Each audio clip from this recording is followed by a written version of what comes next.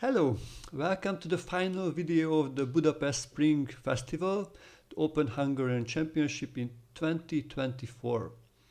In this video, first I would like to have a general overview of the tourney, and in the second part I would like to show you 9 exercises from my 9 games of the tournament.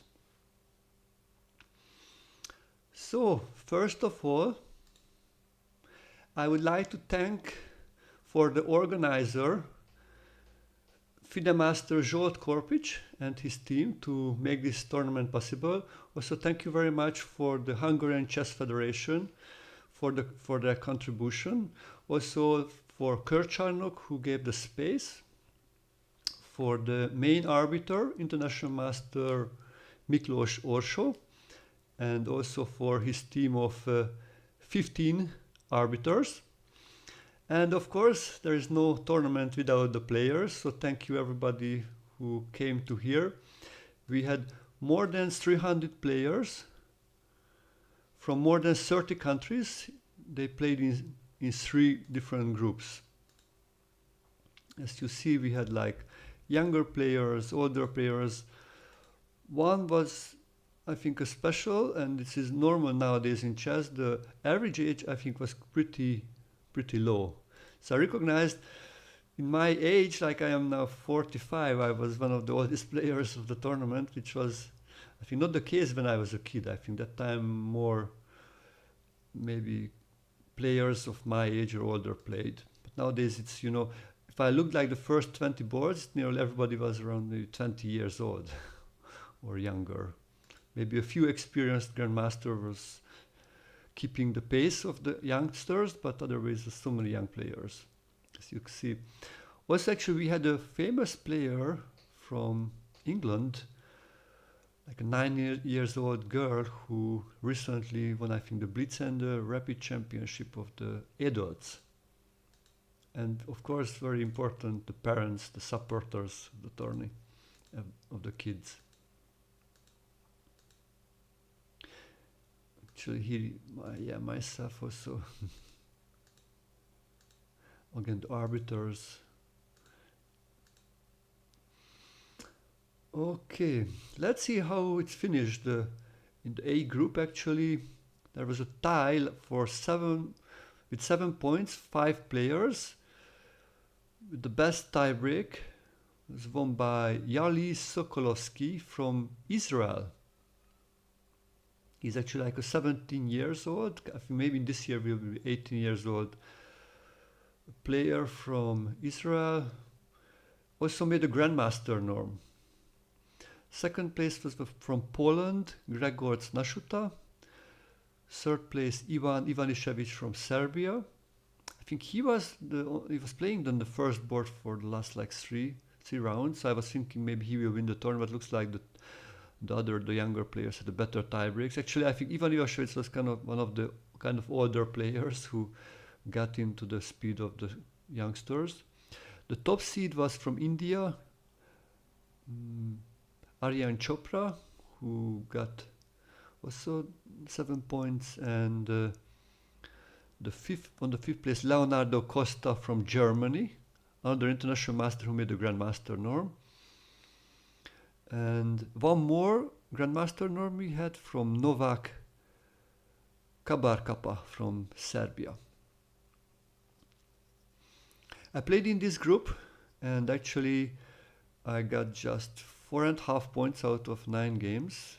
As you see, I tied from place 88, and finally on the tie breaks I got, I think, 112.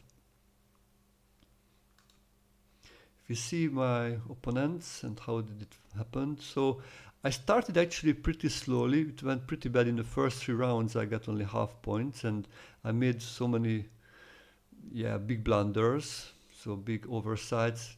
It's probably parts of my out of practice, so I did not play just maybe in February, the last tournament. Plus I had not ideal preparation.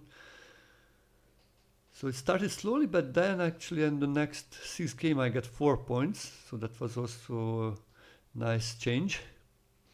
But one other interesting part, I lost 4 games and I lost players against kind of 3 of them was much higher rated, and yeah, in round 3 that was a really like a big mistake in the opening, which I just blundered the pawn kind of like in a 1 move or nearly like in 2 moves, where I lost against the lower rated players.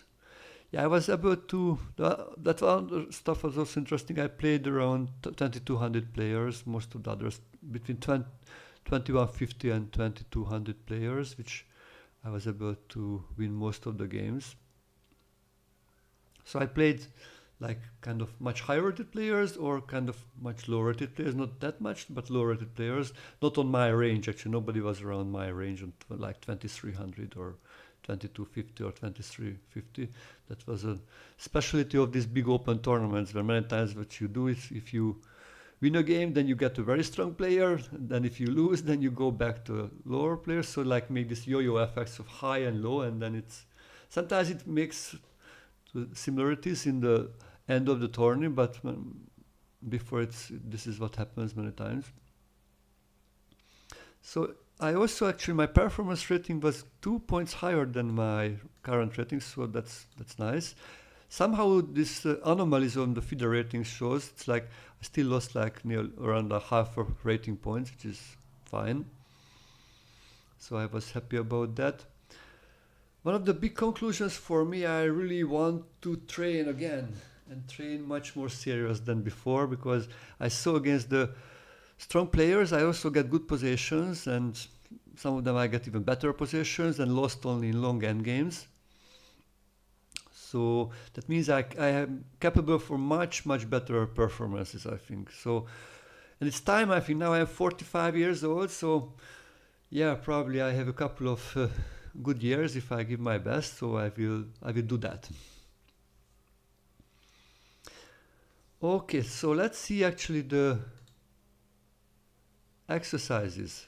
So I selected one position from each games, and I will give you as an exercise. So the format will be, I will show the position like this, then I will tell who to move, and I will ask you to stop the video, find the solution, and then what I will say, I will then say some hints.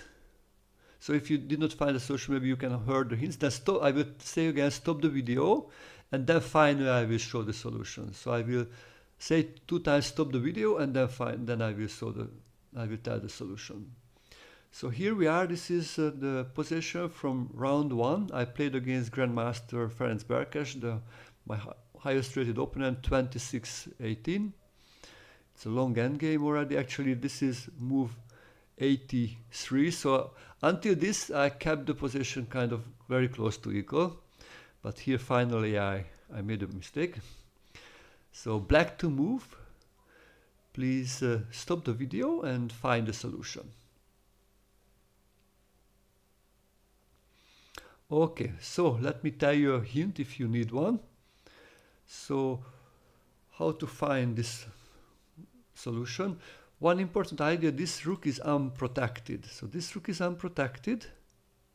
Plus also this pawn is kind of unprotected because it's only protected once and attacked once. So this makes some geometry possible. If you connect also the geometry with this rook, then you can find, I think, the solution. So please stop the video and find the solution.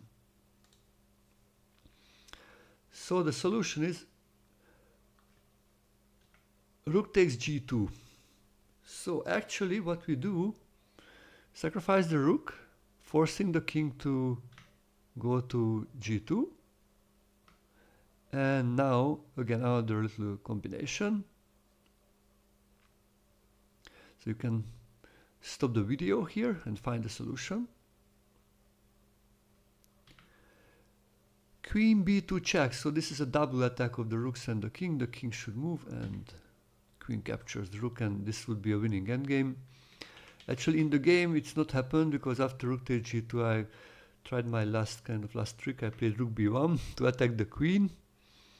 But of course he found a good move to save the rook and save the queen at the same time, and after the changes this was easily won by him. Okay, let's go for the next one. This was from round 2. I played here with the black pieces. My opponent was a young Hungarian talent, Máté Felméry. So white to move. Please stop the video and find a solution.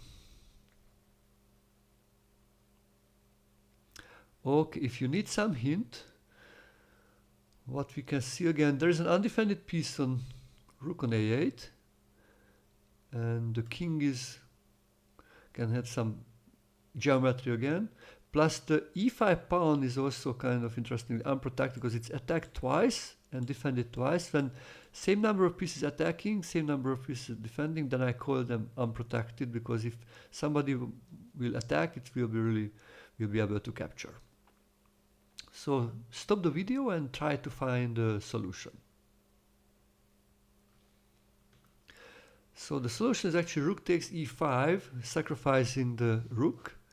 Because after rook takes e5, here we have another part of the combination. Please stop the video and find a winning position, winning move for white. Queen takes b7, double attacking the rook and the king. The king should move, or the bishop can stop the check, and then queen takes rook, and actually white has an extra pawn and a very good position. Actually in the game this not happened, because in the final move actually I did not take with the pawn, I captured with the queen, and I was able to that way protect the b7 pawn. Okay, let's see the next one. From round number 3, I played, this was the game which I lost actually against the relatively low rated young Hungarian talent, Marcel Varga. I played with the white pieces. I just played rook h1, actually attacking his queen. Please stop the video and find the right move for black. Okay, we are back. If you need any help, actually looks like this queen is trapped. So what we can do is somehow we should try to make a counter-attacking move, because the queen cannot do anything. So somehow black should somehow try to counter-attack, and if possible remove this knight from here, because if this knight be removed, then the queen can capture the rook. So please stop the video and find the move. Okay, we are back. Rook e2 check. Because this is a double attack, white is forced to capture with the knight, and the queen takes h1. So black saved his queen and has a better position with an extra pawn and attacking pieces, and later actually he won the game. Okay, let's go for round number 4. Here I played with József Burkhardt, actually the only player who was older than me, maybe around like 10 years my senior. I played with the black pieces, and he just played pawn b4, attacking my queen. So please stop the video and find the best move for black. Okay, if you need some help, then let me give you some hints here. As you see, this bishop is actually pinned, so the bishop cannot move, so black is ready to win the bishop, but need to do something with the queen. So we would like to something to do with the queen to keep the pin and win the bishop in the next move or the next couple of moves, after we defended against all the counterplay. So stop the video and find the right sequence of moves for black. So queen d5, so keeping the pin. Okay, here actually white can still try to make some counterattack, and actually he did. You can stop the video and find a counterattacking move for white. Okay, so let's see the move. c4. What to do now for black? Maybe you can stop the video and find the right move for black. Okay, the final good move is knight takes c4. So there's no more attack against the queen. So he made a move with the rook, but then I was able to capture the bishop, and yeah, and black has a bishop advantage, and I won a couple of moves. Okay, let's go for exercise number 5. Okay, here's the position against Hanna Ivangal. I played with the white pieces. She's one of the best and talented Hungarian women players. So white to move. Please stop the video and find the continuation. Okay, so if you need some hints, then let me give you some hints what to do with white and black. So the advantage of white is actually the bishop, better bishop, and also the space advantage. But to use actually the advantage of the bishop, it would be somehow need to create a target here. So create a pawn which can be attacked, like attack the c7 pawn would be nice, but it's, or attack maybe the b6 pawn. And somehow many times when we want to create a targets, we should use our pawns to make change the pawn structure. Okay, this is one hint, plus another hint. This pawn is unprotected, so maybe it can be captured or recaptured. So we should try to make somehow a weakness here, and in some variations we may capture the c7 pawn if we can. So pause the video and now find the answer. Okay, so here we are. The right move is pawn to c4 actually. The idea is to play pawn to c5 to challenge this pawn and make, after the exchange, if we exchange, then c7 would be a target, or after exchanging on b6, then the b6 pawn would be a target. Okay, here if the knight captures, because that pawn is actually hanging, if the knight captures the pawn, now white has a good way to win back the pawn. Please stop the video and find the right move for white. Okay, we are back. Rook c1, actually this is a nice double attack of the knight and the pawn, kind of like an x-ray attack on the pawn. Knight takes here. Okay, what to do now with white? Please stop the video and find the right move for white. Okay, so it's really important to capture with the check, because if you capture the knight, he can protect the pawn, and then it would be actually much harder. Probably even maybe black would be a little better. But after the capture, king moves, capture back, and this is a very, very strong position. So white is winning because of the white rook and knight is much better than the black rook and the bishop. Also, those pawns are pretty weak. So let's go for the next one, which is from round number 6, where I played with the black pieces against Indian Grandmaster N.R. Vishak. Yeah, this is a position which was in the game, but he did not do this one, the last move. So this is was a variation which would happen. The knight was on e5, and I had a knight on g7. If he would capture my d7 knight, then I had a nice move, nice finish of the game. So please stop the video and find the finishing touches on the position for black. Okay, we are back. So if you need a hint, let's see. So the white king is pretty alone actually, and the rook is looking for this direction of the king. Also the bishop and also the queen. So all those pieces are very close. Yeah, let's try to use the combination of those pieces to actually checkmate the white king in 2 moves. Stop the video and find the checkmate. Okay, so the solution is queen takes h2 check, the king should move, and how to finish now? You can stop the video and find the finishing move for black. Queen h1 checkmate. Okay, let's go for the next one from round 7, when I played with the white pieces against another Hungarian top women player, Barbara Michał-Kivas, a women international master. So stop the video and find the best move for white. Okay, if you need a hint, the hint is like this rook is unprotected, so that makes actually the h5 pawn pinned.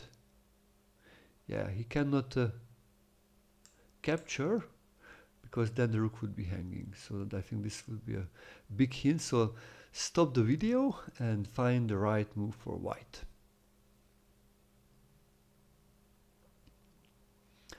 Okay, we are back. So the right move is actually g4. g4 actually start to roll the pawns, so 3 pawns are going forward, which will be actually strong enough to win against the knight.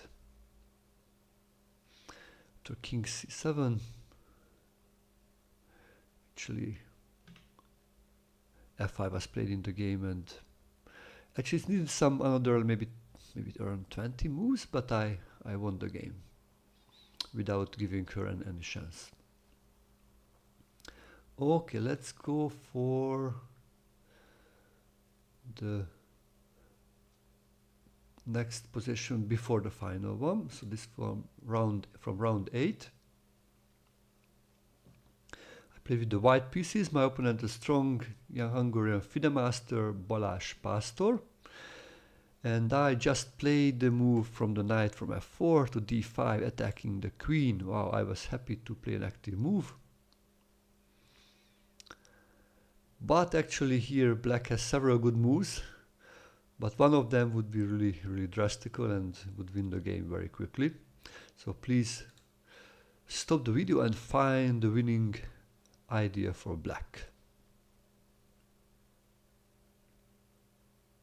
Okay, we are back. So if you need a hint how to win with black,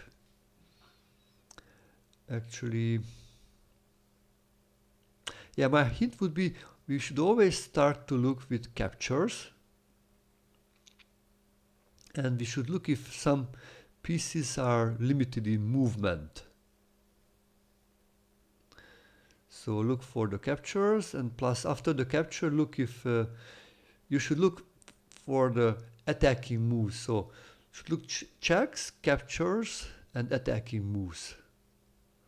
So actually in the second move you need to go a little deeper after the you look the captures, because yeah, actually both me and my opponent blundered this possibility. After I made the move, I immediately actually saw the possibility, but he was very low on time, so instead of using the chance, he played another strong move, which later won the game for him. Okay, so please stop the video and now find the solution. Okay, so the solution is bishop takes d5, queen takes d5, until this looks okay. And I was happy actually when I was calculating, oh, this is nice. I have a very nice queen attacking this pawn, the bishop, the king. But actually here there's a surprising move. Yeah, let's stop the video and please find the move here. So the final move is actually rook d6, and wow, this actually traps the queen. Wow, it's kind of surprising, but the queen is in the center, but no squares to move. Wow, you know, this is really, I was really surprised when I first looked this in the, but yeah, he did not do this, but wow. Huh. Queen trapped in the queen, which is the strongest piece, and the center, which normally the best square for the pieces, because they have so big power, so big scope, still trapped. Wow. Okay, so let's look the final exercise, actually, which I played against the Indian junior strong player Trish Karthik. So black to move, please find the best move for black.